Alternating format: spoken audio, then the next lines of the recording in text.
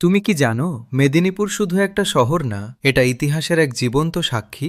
প্রাচীনকাল থেকেই মেদিনীপুর ছিল বাণিজ্য আর সংস্কৃতির মিলনস্থল। গঙ্গা সুবর্ণরেখা নদীর আশেপাশে গড়ে ওঠে সভ্যতা। এই মাটিতে মিটিতে মিশে আছে শত শত বছরের গল্প।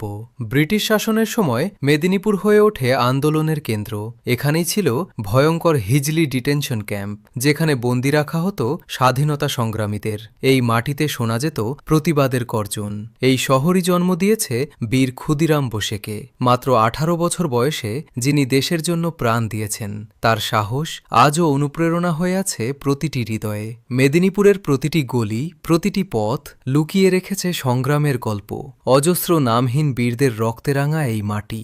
আজকের মেদিনীপুর আধুনিক, কিন্তু ইতিহাস এখনও বেঁচে আছে প্রতিটি কোণে। পুরনো বাড়ি, রাস্তা আর মানুষের স্মৃতিতে। মেদিনীপুর একটা শহর না, একটা অনুভূতি, একটা গর্ব, একটা ইতিহাস। আরও জানতে ফলো করো মিদনাপুর জাংশনকে। মেদিনীপুরকে একসাথে এগিয়ে নিতে সবাই মিলে সাপোর্ট করো।